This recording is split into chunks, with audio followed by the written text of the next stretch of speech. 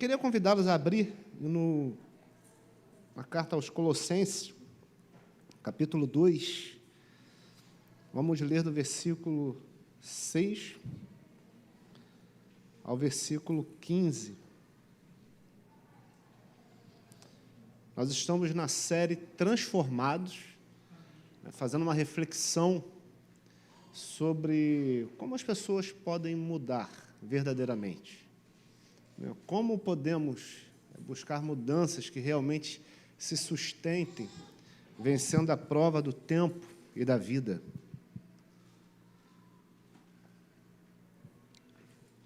Quem achou, dá um amém, bem forte, caloroso. Amém. Vamos ler? Portanto, como vocês receberam Cristo Jesus, o Senhor, continuem a viver nele, enraizados e edificados nele, firmados na fé, como foram ensinados, transbordando de gratidão. Tenham cuidado para que ninguém os escravize a filosofias vãs e enganosas, que se fundamentam nas tradições humanas e nos princípios elementares deste mundo, e não em Cristo. Pois em Cristo habita corporalmente toda a plenitude da divindade, e por estarem nele, que é o cabeça de todo o poder e autoridade, vocês receberam a plenitude. Nele também vocês foram circuncidados, não com uma circuncisão feita por mãos humanas, mas com a circuncisão feita por Cristo, que é o despojar do corpo da carne. Isso aconteceu quando vocês foram sepultados com ele no batismo, e com ele foram ressuscitados mediante a fé no poder de Deus, que o ressuscitou dentre os mortos. Quando vocês estavam mortos em pecados e na incircuncisão da sua carne, Deus os vivificou com Cristo. Ele os perdoou todas as transgressões. Ele nos perdoou todas as transgressões e cancelou a escrita de dívida que consistia em ordenanças e que nos era contrária. Ele a removeu pregando-a na cruz e, tendo despojado os poderes e as autoridades, fez deles um espetáculo público, triunfando sobre eles na cruz. Vamos orar? Pai Santo, obrigado, Senhor, por mais um dia estarmos aqui cultuando a Ti, adorando o Seu santo nome, porque temos recebido, Senhor, graça sem limite. O Senhor tem sido bondoso, tem sido rico em misericórdia, o Senhor tem nos sustentado a cada dia, o Senhor tem nos chamado para Ti, despertado o nosso interesse para Ti, Senhor. Obrigado por essa obra. Antes, vivíamos como cegos, mas hoje estamos vivos para Ti. Isso é obra Sua, Senhor. Obrigado. Venha falar conosco, venha falar aos nossos corações, venha tratar com a Sua igreja aquilo que só o Senhor pode fazer. Venha nos transformar, Senhor, o que lhe pedimos. Em nome de Jesus, amém. Hoje, em nossos dias, é muito comum se falar de mudança, né? Todos, se você for fazer um censo, você pode até generalizar, porque todos, de alguma forma, em alguma medida, querem mudança. Ninguém mais defende ficar como se está. Ninguém mais defende a ideia bíblica, né, de contentamento, de estar satisfeito com a vida que tem. Não que a gente não possa buscar mudanças e melhorias, mas hoje há algo que tem corroído o nosso coração, essa busca, essa sede por mudança a qualquer custo. Todo mundo vive aí, a maioria das pessoas vivem traçando novos planos, traçando novas metas, tentando desenvolver uma versão melhor de si mesmo. Mas aqui está uma pergunta que deve nos trazer uma reflexão. Quantas vezes você já tentou mudar e voltou para o mesmo lugar que estava antes? Ou voltou até para um lugar pior? Por que a gente dedica tanto esforço para mudar e tão poucas mudanças acontecem de verdade? Como eu defendi no primeiro sermão da série, eu acredito que essa falta de mudança não está simplesmente atrelada à falta de esforço, mas está aonde as pessoas estão procurando essa mudança.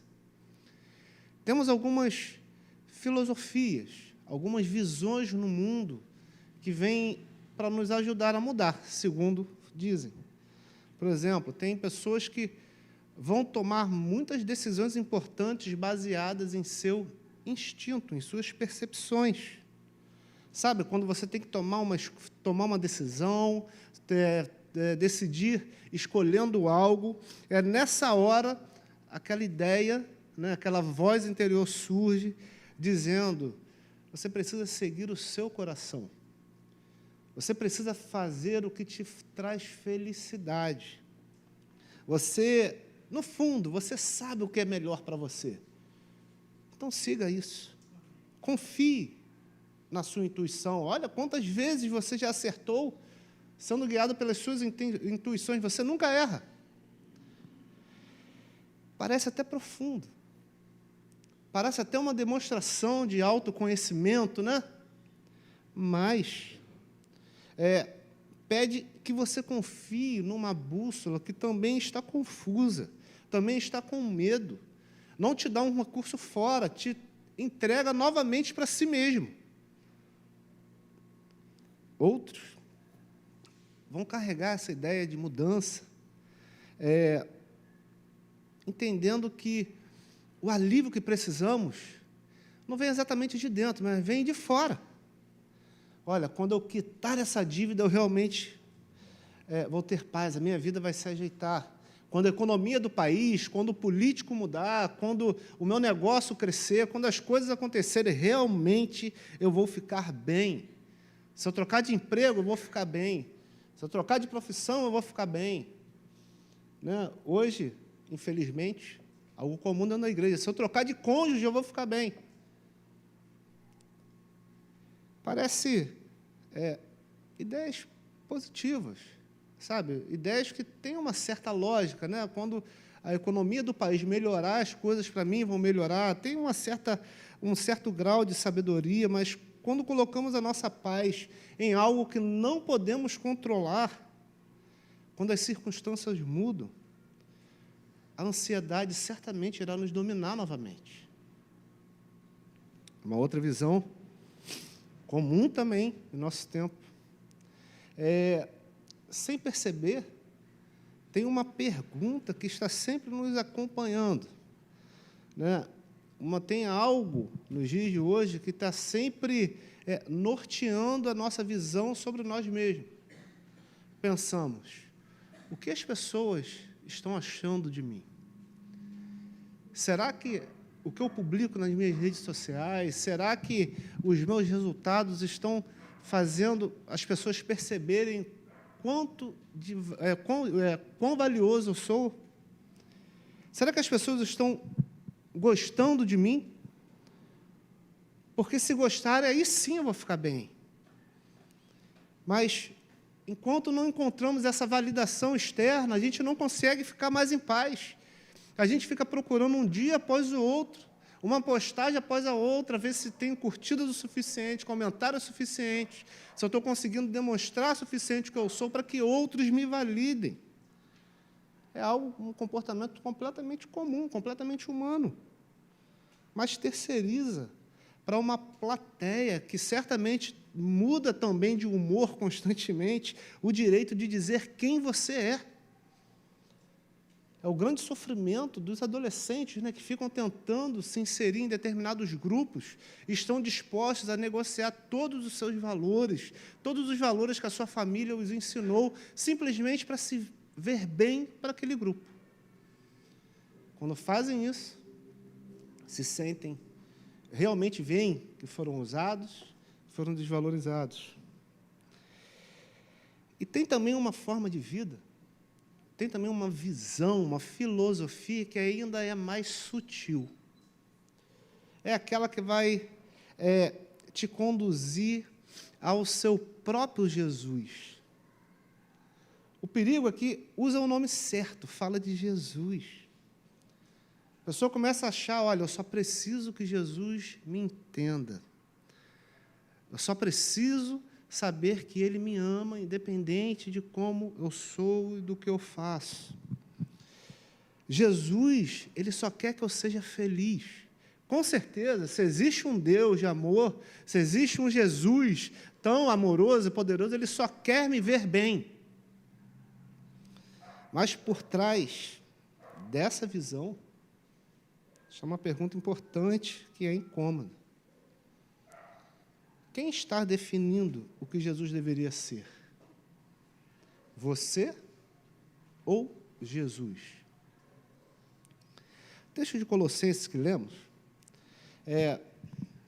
vemos que isso já estava acontecendo há muito tempo na igreja, já tinha acontecido há muito tempo. O apóstolo Paulo, no versículo 8, não sei se vocês observaram, né, depende da sua versão, ele fala, olha, tende cuidado para que ninguém vos faça presa sua por meio de filosofia e vã sutileza, e não segundo Cristo. Nenhum desses 4 caminhos chegam anunciando que são inimigos. Todos chegam disfarçados de solução. É possível até cristianizar um pouco cada uma dessas visões, espiritualizar um pouco cada uma dessas visões. E hoje, a minha proposta é que a gente consiga enxergar isso com clareza. A gente precisa descobrir no texto onde de fato está a mudança que essas coisas prometeram e que nunca puderam entregar.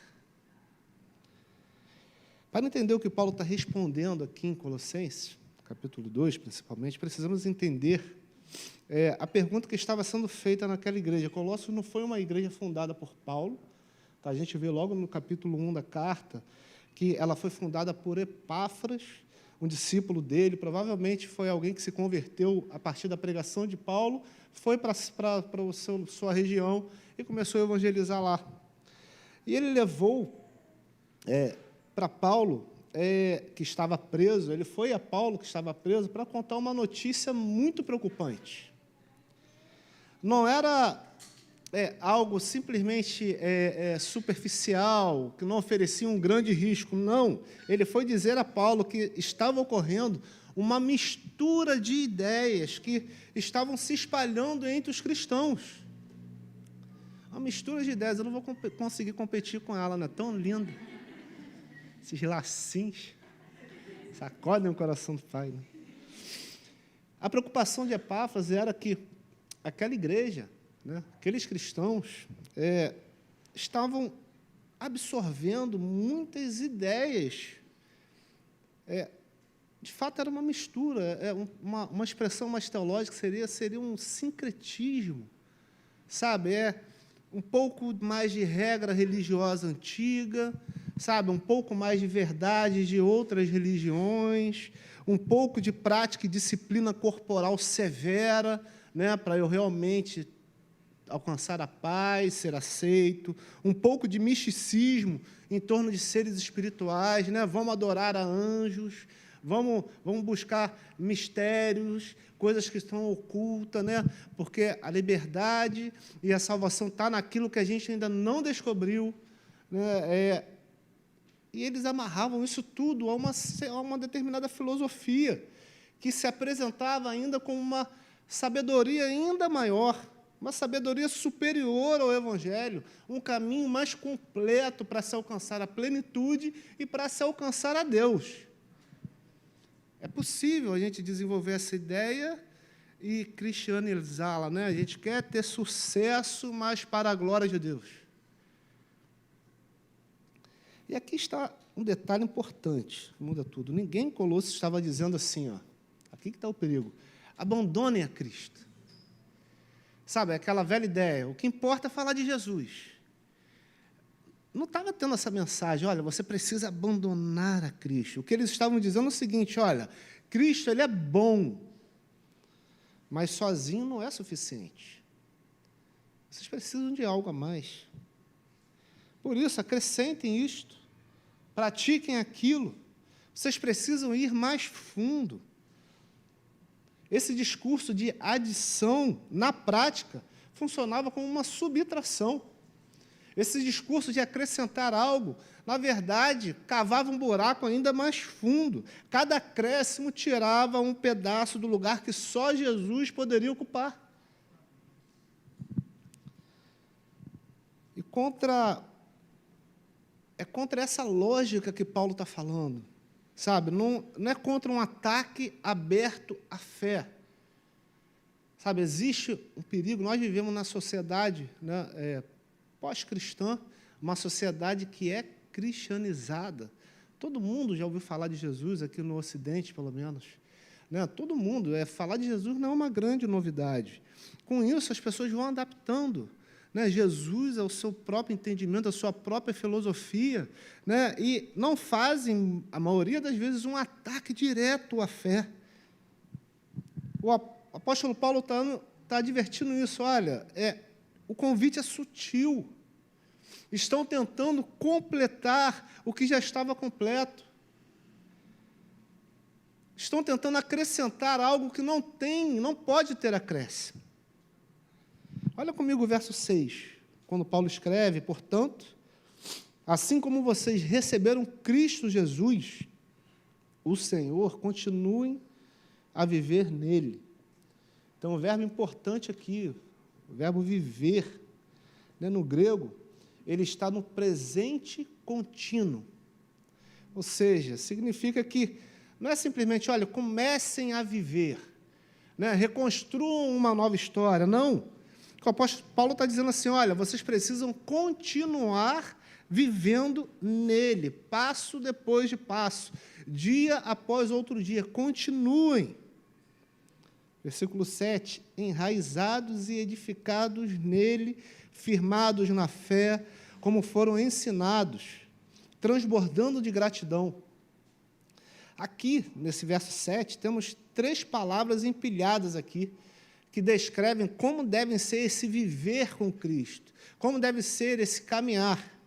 Enraizados, né, a palavra fala por si, né, como uma árvore que tem raízes profundas, né, pode vir vento, pode vir o que for, aquela árvore vai ficar fincada ali.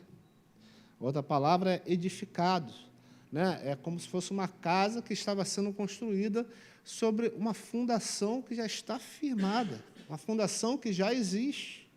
E a outra palavra é firmados, é como algo que está sendo estabelecido com firmeza, com profundidade. As 3 palavras descrevem algo que já está em andamento, não algo que está recomeçando vez após vez. Paulo não está pedindo para a igreja, em momento nenhum, olha, vocês precisam começar algo novo. Ele está dizendo o seguinte, olha, continuem exatamente no que vocês já receberam. Não acrescentem nada. Não busquem a última novidade. Continue no que já foi dado a vocês. Guardem isso, porque no verso seguinte, alguém vai chegar em Colosso oferecendo algo a mais. E o verso 6 já respondeu antes mesmo da pergunta ser feita. Vocês não precisam de nada novo. Vocês precisam continuar no que já é suficiente. Aí ele segue para o verso 8, que é uma virada, né, de tom, porque ele começa dizendo, olha, tenham cuidado. Não, o significado é literalmente, olhem bem, preste atenção. O que Paulo está fazendo aqui é um alerta forte. Não é algo que deve se passar sem percebermos, não. Ele está dando um alerta, prestem atenção, tenham cuidado, para que ninguém os escravize a filosofias vãs e enganosas, que se fundamentam nas tradições humanas e nos princípios elementares deste mundo, e não em Cristo. Algumas versões vai estar assim, ó, para que ninguém vos faça presa sua. A expressão aqui, no original, que foi traduzida, né, como presa sua, é a única vez que essa palavra grega é utilizada no Novo Testamento inteiro. Isso é interessante, porque a imagem aqui é como um caçador que está carregando a sua presa, sabe? É um guerreiro, um soldado que está carregando os despojos da guerra, sabe? Alguém que, por força maior, tem a capacidade de tornar um outro refém. Está sendo dito isso, olha, sabe, aquele guerreiro que vai mostrar o seu escravo, aquele que ele conquistou como se fosse um troféu de guerra. Paulo está dizendo exatamente isso para aquela igreja. Cuidado, porque tem alguém tentando fazer de vocês um troféu. Um troféu. E como isso acontece? O apóstolo Paulo fala. Por meio de filosofia e vã sutileza. Reparem, Paulo não está atacando aqui, né, o pensar, o estudar, né, o raciocínio. Ele mesmo, ele valoriza isso. Alguns versículos antes, ele fala das riquezas de plena convicção do entendimento. O apóstolo Paulo, ele era um estudioso. O problema não é pensar, gente. O problema é pensar vazio. O texto diz literalmente, vã sutileza. É um engano vazio por dentro, sem nada ali. Toda a filosofia, todo o conhecimento que vai contra Cristo se torna um conhecimento fútil, vazio em si mesmo, que não te leva a lugar nenhum. Todo o conhecimento desse mundo precisa passar por Cristo e ter Ele como fundamento. Se existe algum conhecimento, alguma filosofia que é contrária ao Evangelho e a Cristo, isso é fútil. Isso é vazio em si mesmo. Isso é engano. Não tem nada ali para ser seguido. Não tem nada ali para você se agarrar. E como que é essa filosofia? Como que são essas vãs sutilezas? Ele vai falar, olha, que se fundamenta nas tradições humanas e nos princípios elementares deste mundo, não em Cristo. Na NAA, ele preserva algo importante aqui, que é uma palavra que se repete, a palavra conforme. Na NAA foi traduzido assim, tenham cuidado para que ninguém venha a enredá-los com sua filosofia e vãs sutilezas, conforme a tradição dos homens, conforme os rudimentos do mundo e não segundo Cristo. Temos aqui 2 vezes a palavra conforme aparecendo. Ela demonstra que a vida só pode ser organizada em 2 eixos. A vida só pode ser vivida seguindo 2 eixos. Um eixo é segundo Cristo e o outro eixo é segundo os elementos deste mundo, segundo as tradições dos homens. Os 2 aqui, conforme a tradição dos homens, conforme os rudimentos do mundo, estão em claro contraste com o 3º eixo, que é segundo Cristo. Temos aqui algo que está no centro desse verso. Porque todos nós iremos medir a nossa vida segundo algum padrão. A pergunta nunca é se você vai ter um padrão a seguir. É qual padrão vai medir o que você é. Qual padrão vai ser a referência para a sua vida? Qual padrão vai medir o que? Qual padrão vai medir o quê? É Cristo que vai medir o que você chama de sabedoria ou é a sua própria sabedoria que vai medir a Cristo? Sua própria sabedoria que vai medir a Cristo. Uma vez ouvi um homem que estava ali admirando, foi no museu, viu o quadro da Mona Lisa. Ele estava ali olhando. Aí um segurança, o museu estava vazio, o segurança se aproximou dele. Aí puxou o assunto, aí, o que você está achando? Gostou do quadro? Ele falou, rapaz, eu desejei tanto ver esse quadro pessoalmente, mas ele não tem nada demais. Não tem nada demais, não tem nada de incrível. Aí o segurança respondeu, senhor, não é mais o quadro que está em julgamento, ele já foi aprovado, mas são os seus observadores. Da mesma forma, se considerarmos a nossa sabedoria suficiente para julgar a Cristo, para medir a Cristo, iremos falhar grosseiramente. É Cristo que nos dá a medida. É Cristo que julga o conhecimento e as filosofias desse mundo, não o contrário. Aí o apóstolo Paulo vai virar de novo o tom, no versículo 9 e 10, falando de algo que nos torna completo. Olha o que ele diz: porque nele habita corporalmente toda a plenitude da divindade. Também nele vocês receberam a plenitude. Ele é o cabeça de todo o principado e potestade. Plenitude aqui é uma palavra que significa, a gente entende ela bem já, né? Totalidade. É algo que não falta em nada. Né? E o verso 10 está dizendo, olha, vocês receberam a plenitude. Em outra versão, vai complementar dizendo, e nele, em Cristo, vocês estão aperfeiçoados.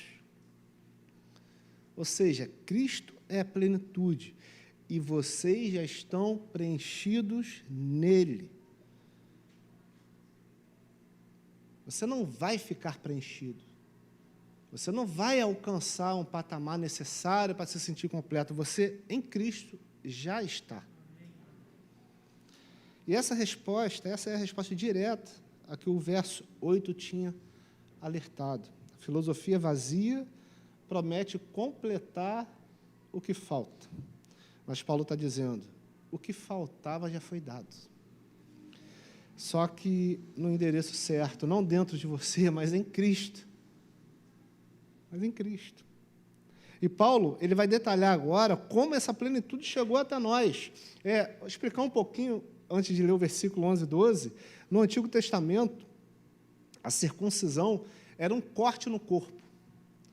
Era um sinal visível de que aquela pessoa, aquele alguém pertencia a Deus. Mas Paulo aqui, ele vai dizer o seguinte, olha, vocês passaram por uma circuncisão diferente. Não uma circuncisão feita por mãos humanas. Ou seja, não é um procedimento, um ritual religioso que alguém faz em você. Vamos ler o texto. Nele, versículo 11 e 12, por favor. Nele vocês foram circuncidados, não com uma circuncisão feita por mãos humanas, mas com a circuncisão feita por Cristo, que é o despojar do corpo da carne. Isso aconteceu quando vocês foram sepultados com Ele no batismo e com Ele foram ressuscitados mediante a fé no poder de Deus que o ressuscitou dentre os mortos. A circuncisão que os crentes, que aquela igreja tinha passado, era uma circuncisão que não foi feita por mãos humanas. Era uma marca, era um sinal que foi feito por Cristo Jesus. E esse sinal, ele não é feito de modo externo. Esse sinal é feito no coração. Não é simplesmente uma pele que é cortada. É o domínio do pecado sobre a sua vida que foi cortado fora. Foi removido como quem corta e descarta algo que não pertence mais ao seu corpo. Cristo vai lá e corta isso, e o pecado não mais dominará você. O apóstolo, ele vai ligar isso diretamente ao batismo, dizendo, olha, vocês foram sepultados com Ele no batismo, ressuscitados com Ele pela fé. O batismo é o retrato visível dessa cirurgia invisível, gente. Descer na água é, de fato, como ser sepultado como o velho homem. Subir na água é, de fato, nascer de novo, ressuscitar. É como se o apóstolo Paulo dissesse, vocês não precisam de um corte na pele, vocês receberam um corte no coração. Foi o próprio pecado que Cristo cortou fora de vocês. Versículo 13 e 14, ele segue dizendo, quando vocês estavam mortos em pecados e na incircuncisão da sua carne, Deus os vivificou com Cristo. Ele nos perdoou todas as transgressões e cancelou a escrita de dívida que consistia em ordenanças e que nos era contrária. Ele a removeu, pregando-a na cruz. Percebe o que está dizendo no verso 13 e 14? Nós estávamos mortos, não estávamos perdidos, não estávamos indecisos, não estávamos simplesmente tentando nos achar, nós estávamos mortos para Deus, e Deus nos vivificou. Nós fomos perdoados, não de alguns delitos, não precisamos ficar buscando ainda perdão pelos pecados que Cristo já pagou. Nós fomos perdoados. O escrito de dívida foi cancelado. Não existe nada contra nós que nos separe de Deus se nós estamos em Cristo Jesus. O texto aqui, essa palavra grega que é usada, é de fato um termo comercial. É um documento que foi assinado à mão. É um recibo de dívida que estava pendente. O que o Paulo está dizendo é o seguinte: olha, este documento foi cravado na cruz. Ele foi anulado. Ele foi pago. Versículo 15, ele segue: tendo despojado os poderes e as autoridades, fez deles um espetáculo público, triunfando sobre eles na cruz. Esse versículo é muito maravilhoso, porque a mesma imagem do verso 8, né, quando o apóstolo Paulo fala assim: olha, tenha cuidado que alguém está querendo fazer vocês presa, alguém está querendo ter vocês como despojo, como um troféu. Agora o apóstolo Paulo usa essa palavra de modo invertido. Em vez de nós sermos feitos despojos pelas filosofias do mundo, pelos poderes do mundo, é Cristo que faz desses poderes o despojo dele.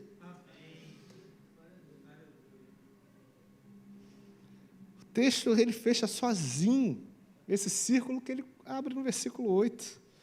A cruz que parecia derrota é exatamente o lugar onde a dívida foi cancelada e os poderes foram vencidos. Não existe plenitude fora da cruz. E é justamente aqui que a promessa de mais alguma coisa se revela vazia.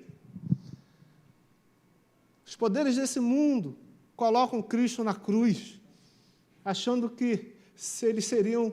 Os poderosos desse mundo colocaram Jesus na cruz achando que eles seriam vitoriosos, mas Jesus triunfou. Aleluia. Não precisamos de mais alguma coisa. Existe um problema que todos nós sempre vai ter. Não há meio termo. Toda a vida nossa, como eu comecei falando, é medida por alguma coisa. Ninguém vive sem confiar em algo para se sentir completo, não é verdade? Todos nós, naturalmente, fazemos isso.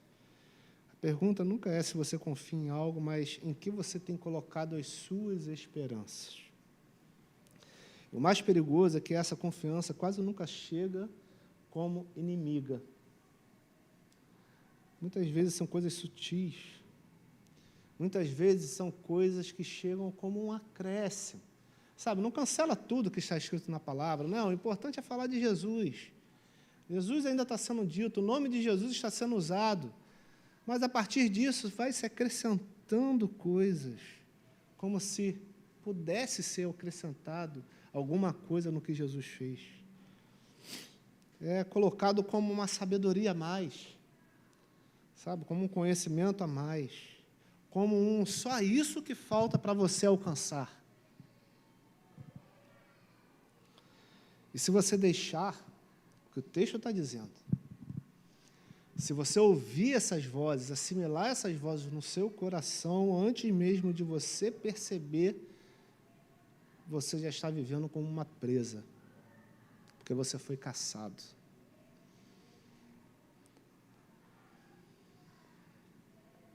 No texto de hoje, a gente não vai terminar simplesmente com um alerta.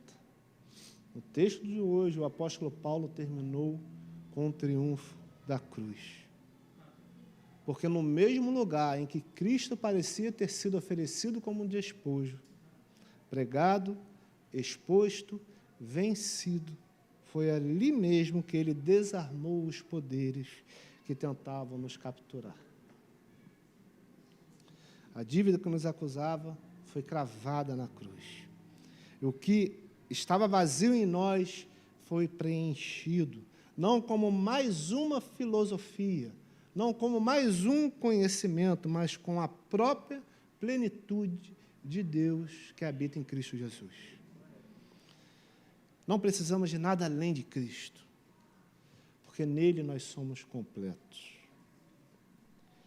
Amém?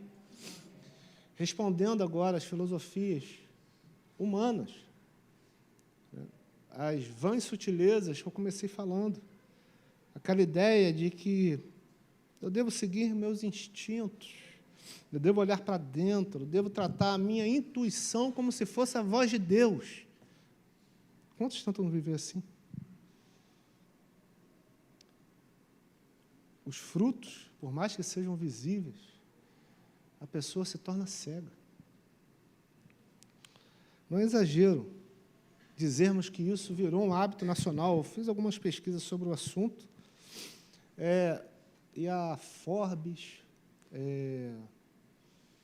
fugiu outro jornal, eles trouxeram uma pesquisa muito interessante, porque estão dizendo que muitos cabeças de empresa, líderes de grandes empresas, estão recorrendo ao mapa astral para tomar decisões de investimento. O Mercado Livre está registrando um aumento de venda de materiais esotéricos de quase 40%. Em 2025, esse mercado movimentou bilhões de reais, e 2026 está tendo um aumento de mais de 40% só no Brasil. E o perfil dessas pessoas, que a Forbes aponta, não são de pessoas que não têm instrução, não são de pessoas que não têm recursos para investir em conhecimento pessoal, não, são das pessoas que têm um recurso. Porque a matéria diz que esse material esotérico ele tem um alto custo, não é barato não, e a pessoa investe nisso. Pessoas que estão tentando confiar em si mesmas e começam a tentar buscar conhecimentos desse mundo para serem bem-sucedidas. Mas olha o que o texto de Colossenses 2, no versículo 10, está dizendo. É em Cristo que vocês estão aperfeiçoados, não é dentro de você, não é através de misticismos e coisas ocultas, é em Cristo. Você não precisa se guiar, você já foi guiado até Cristo, você já tem em Cristo mais clareza do que qualquer bússola interior, do que qualquer filosofia desse mundo poderia te dar, e nós precisamos aprender a descansar nisso. Não porque nós somos suficientes para isso, mas é porque Cristo é suficiente, irmãos. A nossa vida está guardada em Deus. Amém. Segundo ponto, algo tão comum para todos nós cristãos. Ninguém aqui vai começar a dar aleluia, a gritar, como se fosse uma grande novidade. Todos nós sabemos que a nossa dívida, a dívida que realmente pesada, já foi cancelada na cruz. Amém. Sabemos disso, mas nos esquecemos. Nos esquecemos. Nós colocamos a nossa paz no nosso saldo bancário. Nós colocamos a nossa paz no emprego que a gente almeja, nos relacionamentos que a gente deseja. E isso cobra um preço real. Uma pesquisa também apresentada pelo Banco Inter, em dezembro de 2025, vai divulgar algo interessante aqui. Olha só, a pesquisa ela vai medir o nível de ansiedade associado a diferentes zonas de situação financeira numa escala de 0 a 10. Aí ele coloca aqui como dados principais. Menos de 30% dos entrevistados afirmam que sua vida financeira está em ordem ou equilibrada para o restante.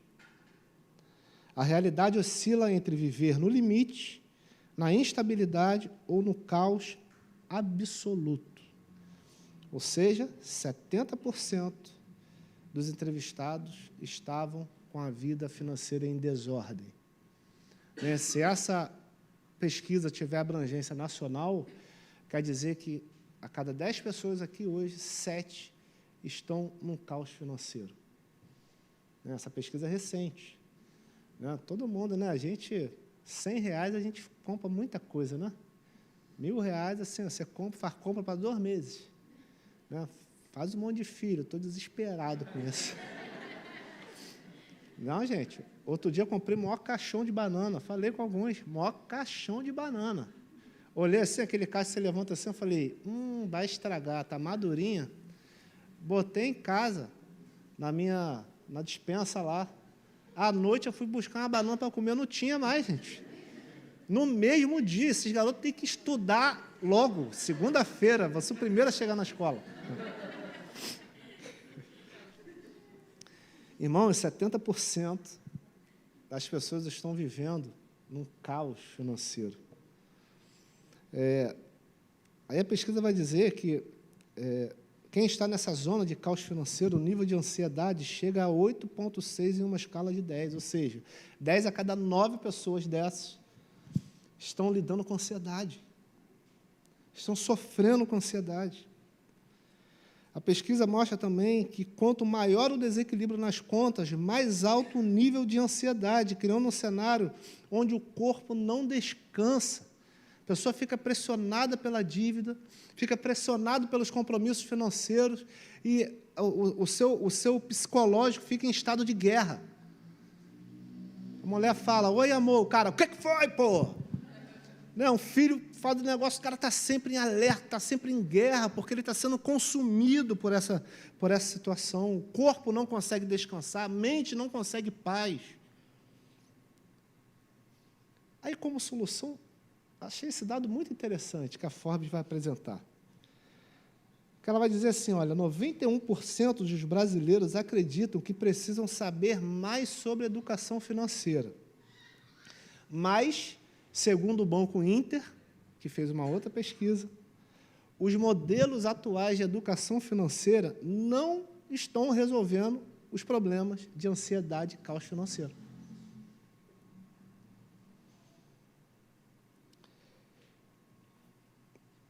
O texto que lemos hoje, ele vai falar assim, olha, sempre que você coloca a sua esperança final, a sua confiança final, sempre que você depende de alguma coisa para finalmente ter paz, você está confiando nos rudimentos desse mundo.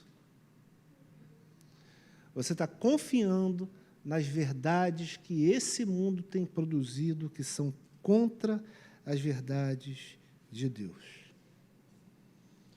No versículo 14, tem algo que deve nos trazer a paz que não conseguiremos ter em situação financeira alguma.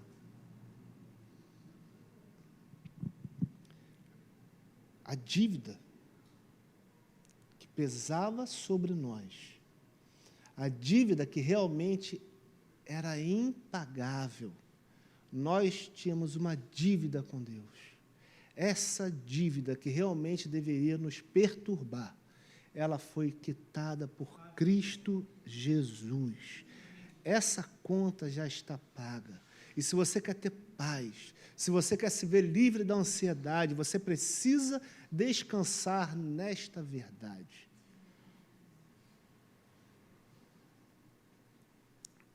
O terceiro ponto, outra pesquisa diz que os dados da OMS, que 43,5% dos brasileiros passam mais de 3 horas nas redes sociais, usando o celular.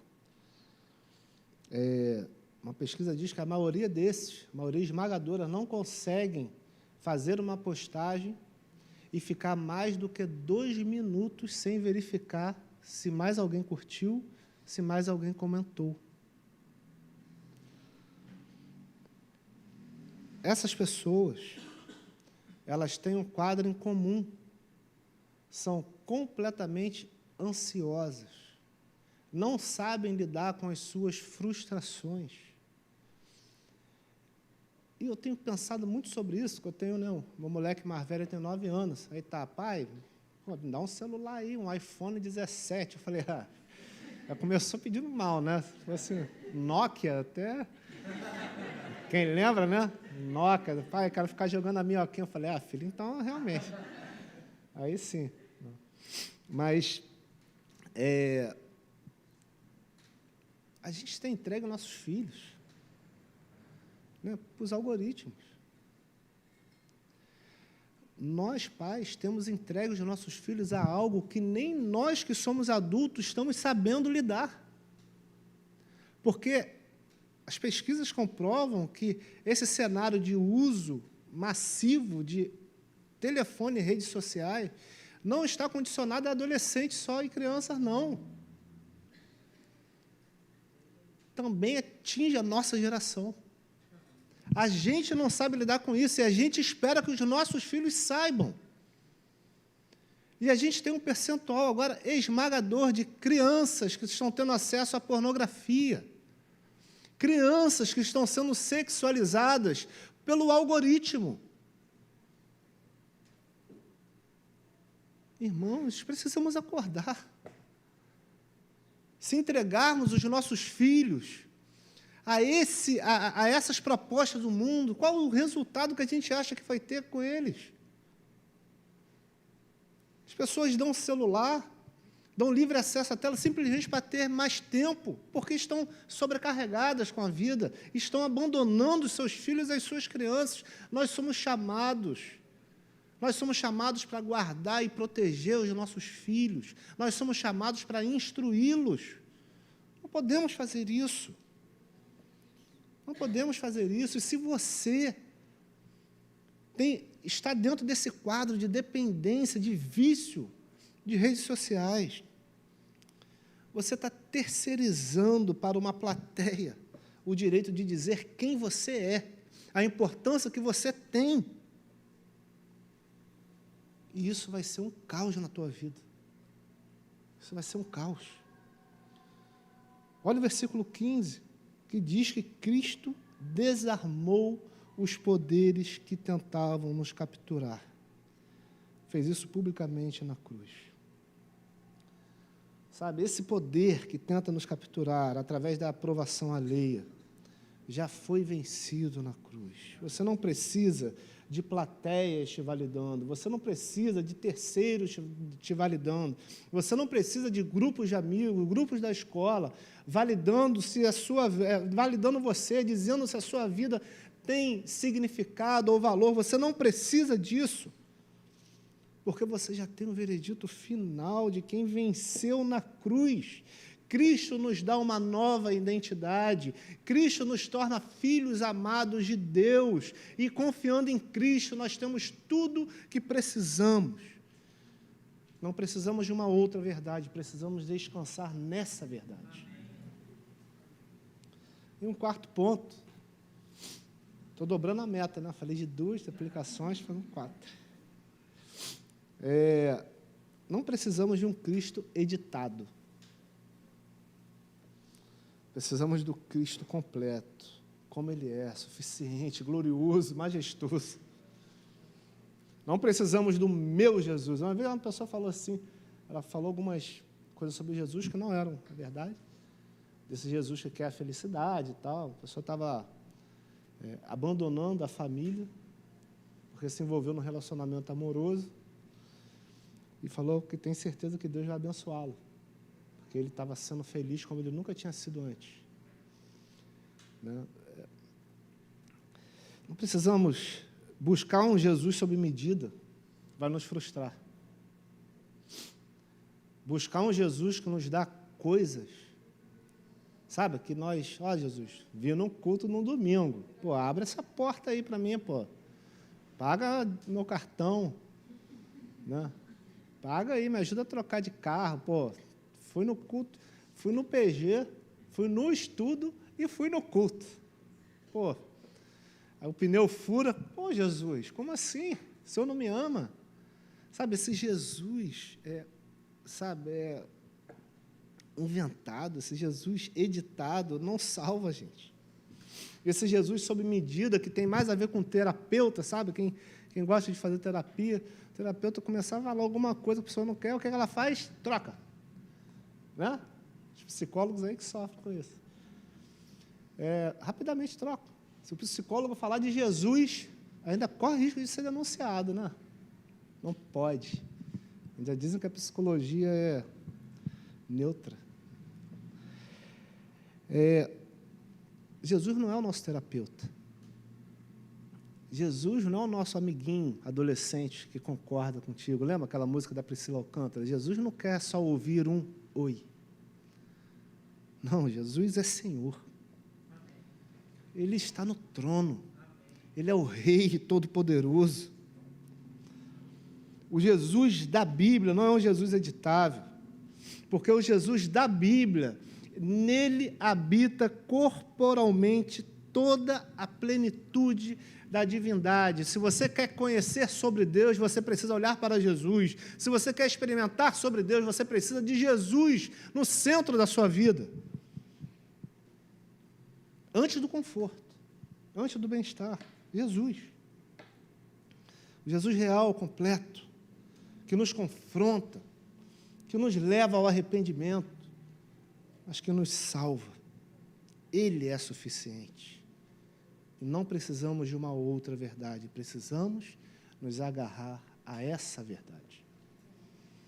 Vocês lembram que eu comecei o sermão perguntando quantas vezes você já tentou mudar e voltou para o mesmo lugar? Agora a gente consegue ter uma visão clara por que isso acontece. Porque mudança que apenas troca de filosofia, mudança que apenas troca de circunstâncias, de plateia, que apenas troca do Jesus editado, Jesus sob medida, nunca chega ao coração. Essa mudança troca de roupa, troca de proposta, mas não consegue alcançar o que a gente realmente precisa. Mas hoje o texto nos mostrou que existe um caminho superior a todas essas filosofias, não mais uma técnica, não mais uma ciência humana, não mais um só isso que falta. O texto nos oferece um Cristo que habita toda a plenitude da divindade e que nele nós estamos completos. Nele nós estamos completos. Não precisamos continuar procurando, porque já fomos encontrados, a nossa dívida foi cancelada, os poderes que nos capturavam foram desarmados, e o Cristo que fez tudo isso não perde para ninguém. Não precisa do nosso esforço, não precisa da nossa ajuda. O que precisamos fazer é confiar somente em Jesus, para termos paz e descanso para a nossa alma. Não precisamos de uma outra verdade, precisamos apenas dessa. Experimente da paz que o Senhor tem para você. Amém? Se coloque de pé para orarmos.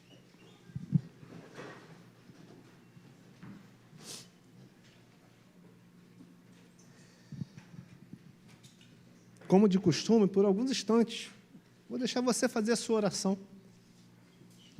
Se a palavra de alguma forma te confrontou com algum pecado, né, se de alguma forma te deu clareza, uma clareza que você precisava ter, ore ao Senhor nesse momento.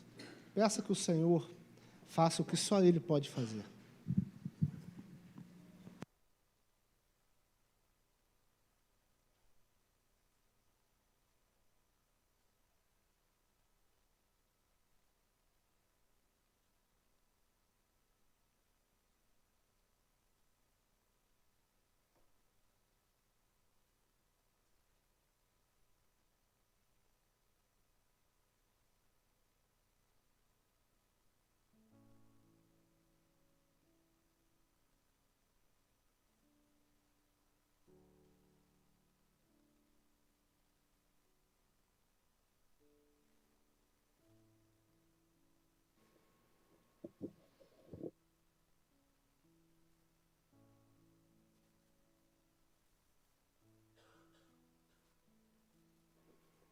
Pai Santo, obrigado pela sua palavra,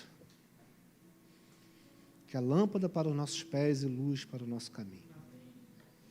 Obrigado, Senhor, porque o Senhor não nos abandonou,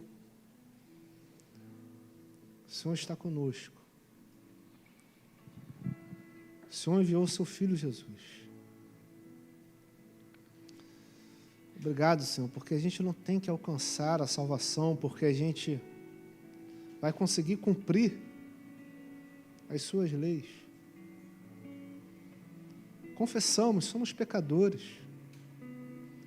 A sua lei é um guia fundamental para a nossa vida, mas a sua lei também nos acusa. Pecamos, Senhor. Nós louvamos o seu nome pelas suas muitas misericórdias, porque o Senhor providenciou o perdão para os nossos pecados. Obrigado, Senhor, porque sabemos, por meio da sua palavra, que o Senhor nos concedeu o seu Filho